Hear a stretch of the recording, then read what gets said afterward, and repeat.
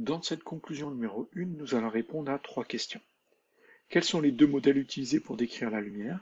Donc on a le modèle ondulatoire, ça signifie la lumière est une onde, et une onde électromagnétique, ça signifie que c'est le déplacement d'énergie ou le déplacement d'une perturbation avec déplacement d'énergie sans transport de matière. Et cette perturbation, c'est la perturbation du champ électrique et magnétique. Elle peut se faire dans le vide, dans l'air et dans la plupart des matériaux. Ça va dépendre de sa longueur d'onde ou de sa fréquence. Elle possède aussi les propriétés que possèdent toutes les ondes, telles que la réflexion. On peut réfléchir la lumière ou une onde électromagnétique. La réfraction, c'est-à-dire elle peut être déviée en changeant de milieu de propagation. La diffraction ou le phénomène d'interférence sont deux propriétés des ondes que l'on a vues en début d'année et on a d'ailleurs étudié ces phénomènes avec comme exemple la lumière, c'est-à-dire la diffraction de la lumière, le phénomène d'interférence de la lumière, monochromatique ou polychromatique. Donc finalement, ça, ce sont des propriétés des ondes. Dès qu'on observe l'une de ces propriétés avec quelque chose, eh bien, ce quelque chose est une onde. Maintenant, le modèle corpusculaire. Mais la lumière peut maintenant être considérée comme un flux de photons. Ça veut dire quoi? Ça veut dire que comme des particules ne possédant pas de masse, des petits grains simplement d'énergie, dont l'énergie dépend de la fréquence bien sûr de l'onde. Et donc ces deux modèles, ces deux représentations simplifiées sont essentielles parce que l'effet photoélectrique ne peut pas être expliqué avec le modèle ondulatoire. On ne comprend pas pourquoi en envoyant plus de lumière, eh ben, on n'arrive pas à extraire des électrons, par exemple. On va le voir juste après. Alors que le modèle corpusculaire, lui, va pouvoir nous permettre de nous l'expliquer. Qu'est-ce que l'effet photoélectrique maintenant? Donc, un matériau est capable d'émettre des électrons lorsqu'il est soumis à une onde électromagnétique ayant une fréquence supérieure ou égale à une fréquence donnée, qu'on va appeler la fréquence seuil. Donc, on va regarder une petite animation. Donc cette petite animation, c'est donc on va éclairer une plaque d'un métal ici avec une source de lumière.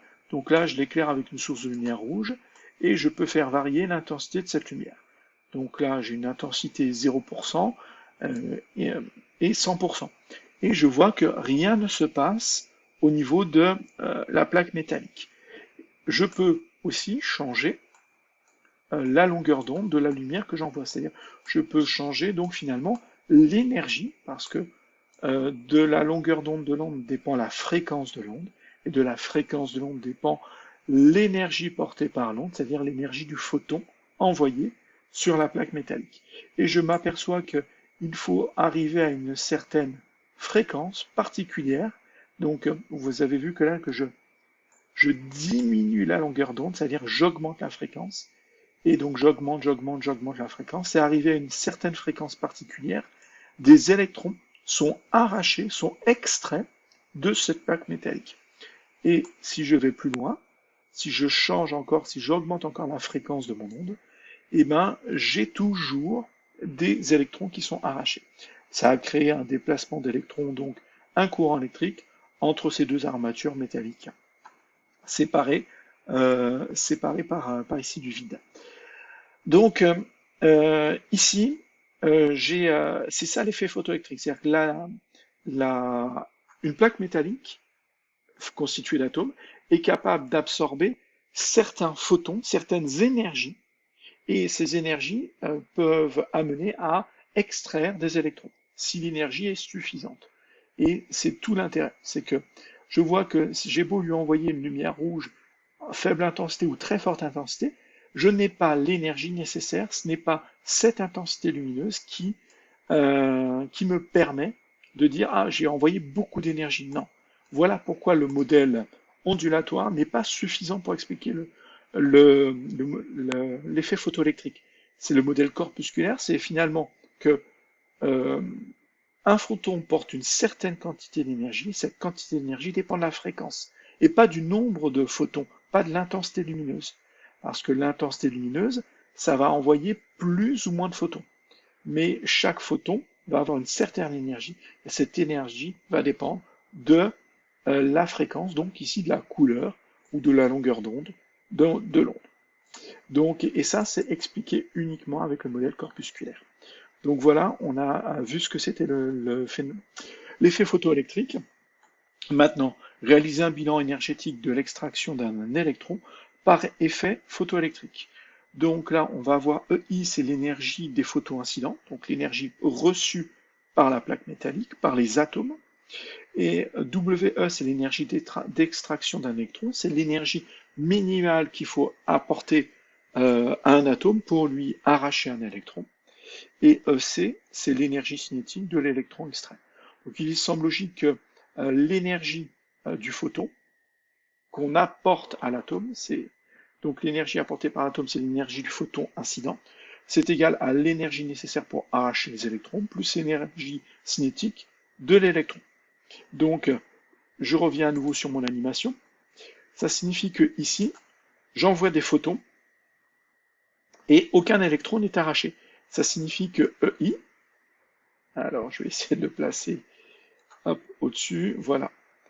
Ça signifie que EI, l'énergie apportée par les photons de la lumière rouge, n'est pas suffisante et inférieure à WE. Donc si elle est inférieure à WE, ça signifie qu'il n'y a pas d'électrons qui sont extraits de la matière, et donc, bien sûr, ils n'ont pas d'énergie cinétique. Ces électrons n'ont pas d'énergie cinétique. Ensuite, je vais trouver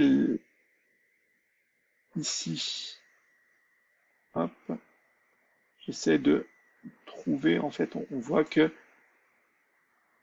il va y avoir extraction des électrons euh, pour une lumière verte, donc pour des photons d'une certaine énergie.